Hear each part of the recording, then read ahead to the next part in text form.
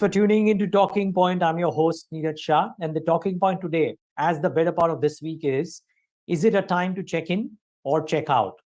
And our conversation today will not be as micro as macro, but it will give you a great sense of what the decks are for you to play your hand. To talk about that is Rahul Chadha of MIRAE'S. He needs an introduction, really. Rahul, great having you. Thanks for joining in.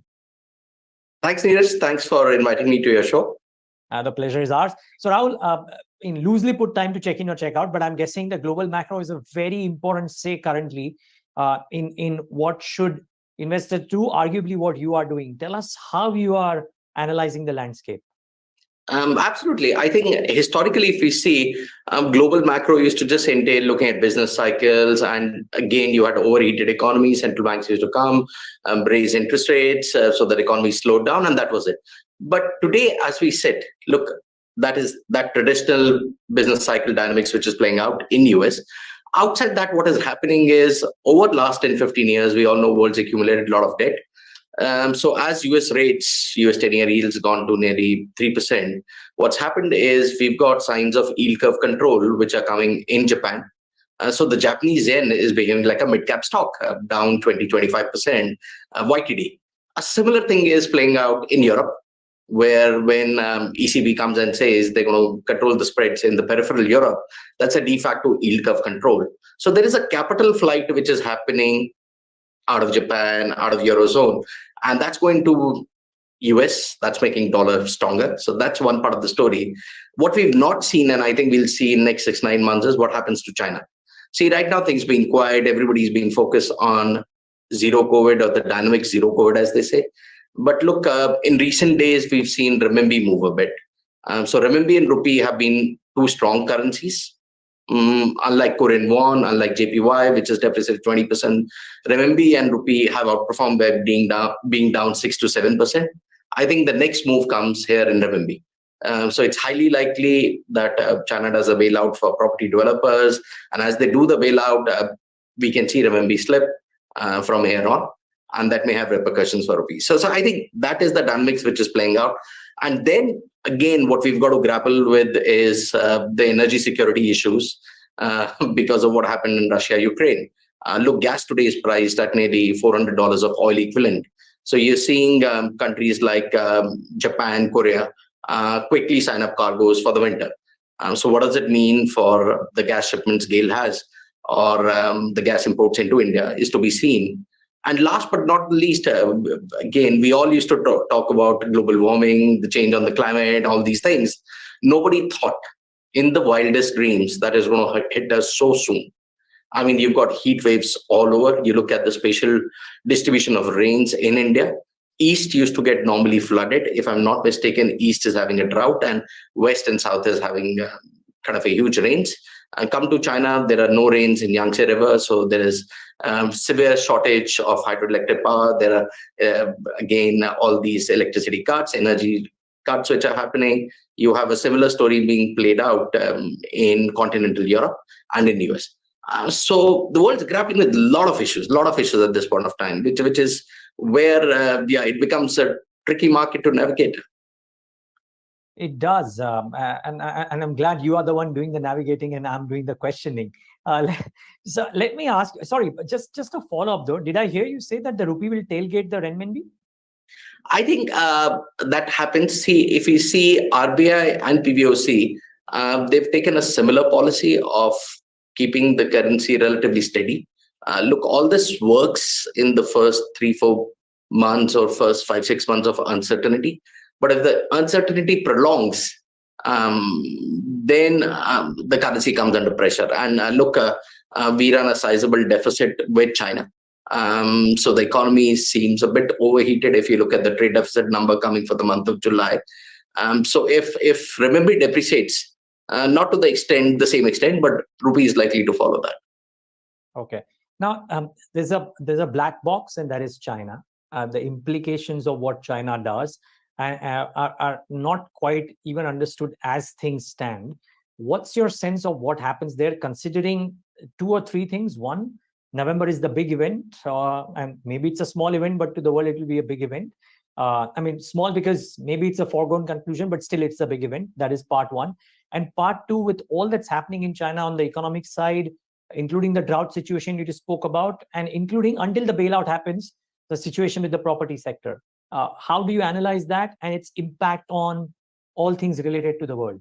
Okay, so I think on the kind of the political shift, etc., or the re-elections, they've had a big conference recently, which is called the BDE conference, and things are pretty much decided post that conference. So the sound bites you're getting after that is of a confident leadership, a government which is going to be more market economy oriented, pro-reformist. So one has to see evidence of that, but I don't think any major shifts comes on the political landscape out of that. What is to be watched is again the consumer confidence. So what's happened in last 12 months because of the downturn in the property sector, because of what China did to its private sector, the huge amount of debt which was accumulated, and the zero COVID, both the consumer and the business confidence has gone down considerably. So which is why if you see there is limited credit offtake in recent months. So there's a bit of a crisis of confidence. So let's see how government restores the confidence in coming quarters on that. So that is to be watched. But look, at this point of time, in a world of supply constraints, slowing China or slowing Eurozone is good news from an inflation front. What it means is, look, your inflation cools off, a lot of these commodities cool off. And that's the reason why oil today is not 150, but 100, because we've seen a demand degrowth or a fall in demand for petroleum products in China. Interesting. So how does this therefore, or what does this therefore mean in the second half for risk assets at large? Because there is a belief, Rahul, that while the market has worked with a theory or a hypothesis that inflation will cool off, and cool off it will in the second half, maybe base effect or otherwise in the US, but it may not cool off as quickly as the market anticipated because labor shortages are alive and kicking, and we do still have supply chain snarls existing across the world for various reasons that you outlined in the first answer. Yeah. So I think what happens is, look, some of these inflation shocks on energy maybe a bit more sticky. Again, one is hearing all these talks of energy rationing coming through in Europe in the winter months. So that's one part of thing. The inflation shocks on account of food may be sticky. You look at the rice sowing, which is happening in India, it's down 10 to 15%. And from a wheat exporter, there are talks of India becoming a wheat importer. So I think food may be the reason of inflation shock. This big demand for durable goods, which came in last 2-3 years, I think that's going to peter off. That's going to peter off from here. So there's a bit of a comfort from that side. But I think energy and food would be the key reasons from an inflation perspective. So what happens from a market perspective is, look, there are economies which are going to go through a period of struggle, Eurozone or China, etc. From an India perspective, it's a fresh economic cycle. Look, the consumer is not that levered. Last 7-8 years been years of consolidation. Government's done all the right things on the PLI front, on having a reasonably attractive investment climate. So leave aside a near-term 3 to 6 month hiccup, which would happen as RBI tightens rates, as IBS slows down the economy to control the current account deficit. After that, relatively we'll stand out. We'll stand out in terms of the growth rates, the long-term structural attractiveness of the story. Do you, because you would be having access, or rather you would be hearing and talking to multinational corporations and international money is coming into India as well.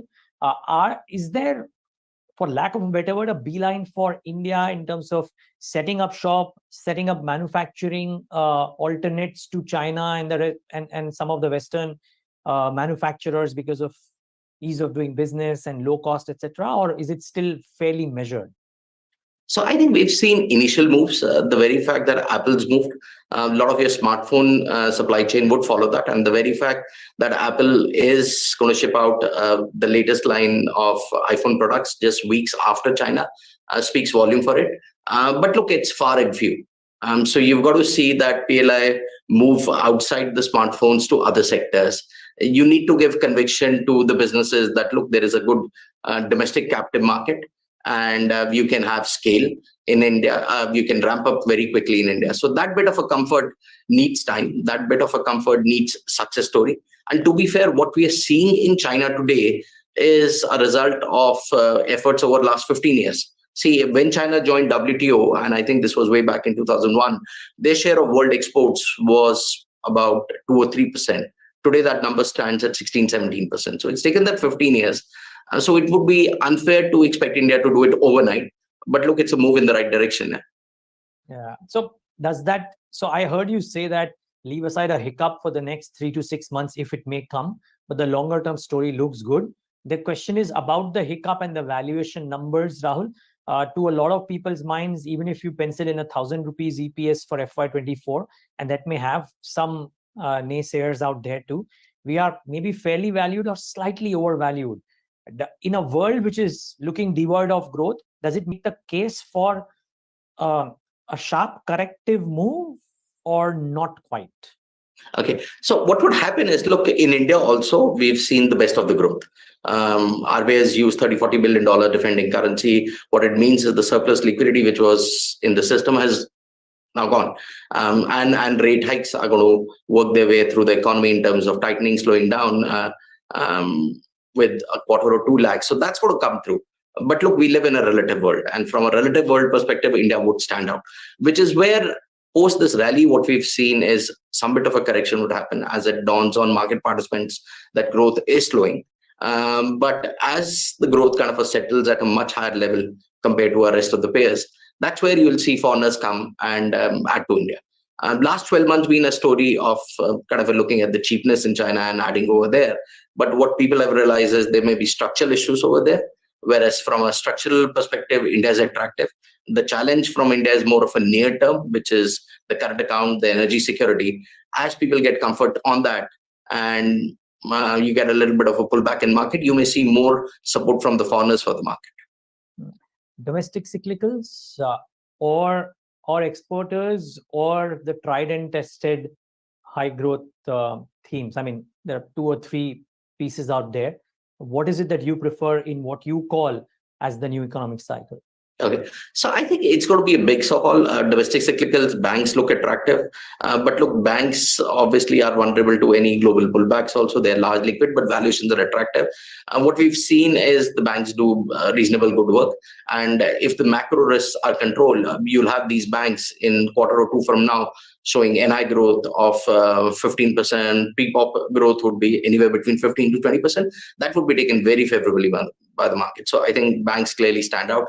Outside banks, one can look at autos. These names have done exceptionally well over the last 6 months. So ideally, one would like a 15-20% correction before initiating new, fresh positions over there. They look.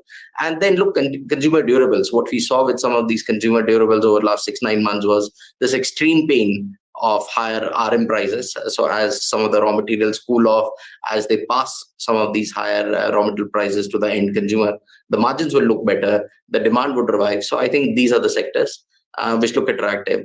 Outside that, what we have liked from last 2-3 years is hospitals, real estate.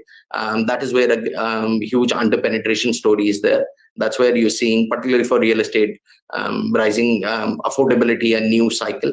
I think consolidation happening between top 3 or 4 players. So I think that is a space which is attractive.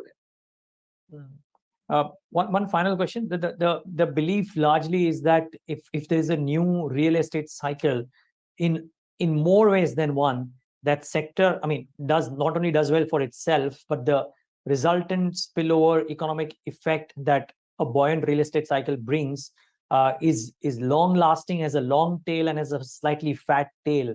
Would you reckon that some bit of it is already behind us, or do you reckon the best of that impact of the real estate upcycle is yet to come for India? See, what we saw in last 15 months for real estate cycle was drawdown of this excess inventory. This inventory across top 5 cities in India was anywhere between 30-40 months. That's come down to 15-20 months. So the starts are going to pick up now. So what you're talking about here in terms of absorption of lot many people, all these guys who are taking or being participating in NREGA now, moving out to real estate happens now. So the benefits of construction kind of are to be seen in coming quarters as the new kind of a construction momentum picks up. Okay. Look out for all of this. Rahul, it's great to see somebody sounding constructive over the slightly medium term on India, though the few people have. But it's great to see you do that. And I think it'll be lovely to talk to you again, say circa Diwali or slightly post that, when we take fresh stock of the situation after 2-3 months. Yep. Thanks, Dinesh. Great having you, and viewers, thanks for tuning into this leg of the Talking Point.